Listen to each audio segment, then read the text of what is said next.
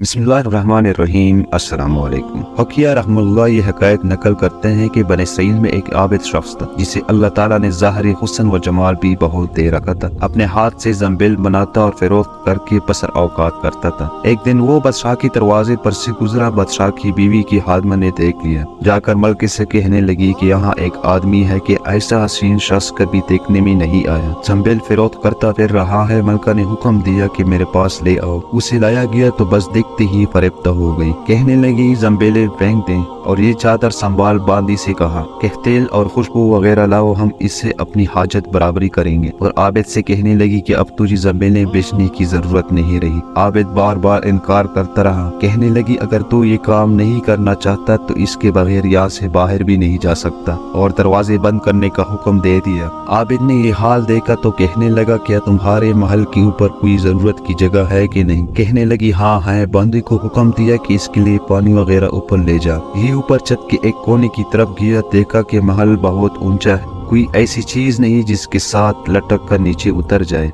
आखिर अपने नफ्स को हिताब और इताब करने लगा कि तू 70 वर्ष से अपने रब करीम की रजा की तलब में लगा हुआ है, रात दिन इसी हरस में गुजारते हैं। तुझ पर आज एक शाम ऐसी आई है जो तेरी इस तमाम मेहनत को जाया कर देगी। वल्लाह तुझसे बढ़कर कोई हायन ना होगा। अगर ये शाम तेरे अमाल को फासिद कर गई, आखिर अल्लाह को क्या मुंह दिखाएगा। गरज इसी तरह अपने आप को हिताब और इताब करता रहा। नबी अकरम सल्लल्लाहु अलैहि वसल्लम फरमाते हैं कि इसके बाद जब इसने बुलंदी से कूद जाने का तहबिया कर लिया तो अल्लाह ताला ने जबरील अलैहिस्सलाम को नदा दी। उन्होंने लबैक कहकर जवाब दिया। इरशाद हुआ मेरा बंदा मेरी मुसीबत और नाराजगी से बचने के लिए जान की बाजी लगा रहा है, जा अपने पैरों से इसको ताम ले पर उसे जरा भी तकलीफ न होने पाए। चुनांचे जबरील अलैहिस्सलाम ने अपना पर पिलाया, उसे पकड़कर यूं जमीन पर रख दिया जैसे एक मेहरबान बाप अपने बेटे को रखता है। फरमाया कि आबिद यहाँ से सीधा घर गया, जम्बिलें वगैरह वहीं रह गईं। सूरज गुरूब हो रहा था।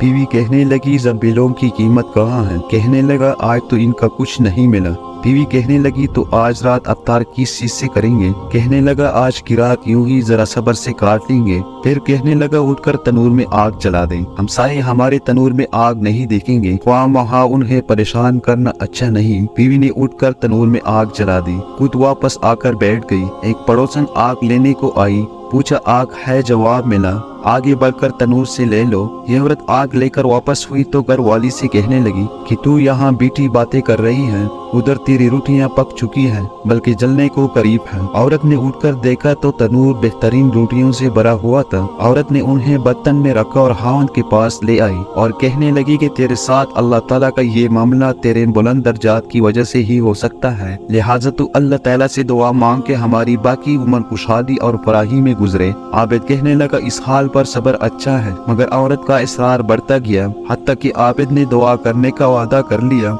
आधी रात को उठकर नमाज पढ़ी और अल्लाह ताला से दुआ मांगने लगा कि अल्लाह मेरी बीवी का इसरार और तकाजा ये है कि इसको बाकी उम्र में खुशहाली और फराही अता फरमा। उतने में छत पड़ गया, याकूत और मोतियों से भरी हुई तश्तरी नीचे आई जिससे तमाम घर जगमगा उठा। आबिद ने अपनी बीवी का पाँव दबाया जो करीब ही सो रही थी और कहा कि उठकर बैठ और जो कुछ मांगती थी वो संभाल ले। औरत पैतार होकर कहने लगी जल्दी ना करो, इस मकसद के लिए तूने मुझे ना ही जगाया होता। मैं ख्वाब देख रही थी, सोने की बहुत सी कुर्सियां बिछी हुई हैं जो याकूत और जबरजदा वगैरह से मरसा है, मगर इनमें सुराख है। मैंने पूछा ये सुराख क्या है? जवाब मिला ये वही नुक्स और कमी है जो दुनिया की जल्दबाजी की वजह से वाक़या हुई है। तो मैंने कहा कि मैं किसी ऐसी चीज की ख्वाहिश नहीं रखती जिससे तेरी नस्तगाह में नक्स पैदा हो, लिहाजा अपने रब से उसे वापस करने की दुआ कर लो। आबिद ने दुआ मांगी और तश्तरी वापस हो गई। प्यारे दोस्तों, बेशक जो अल्लाह के खौफ से अपने आप को नफसानी ख्वाहिशात से बचाता है तो अल्लाह ताला यकीनन उसकी मदद फरमाते हैं।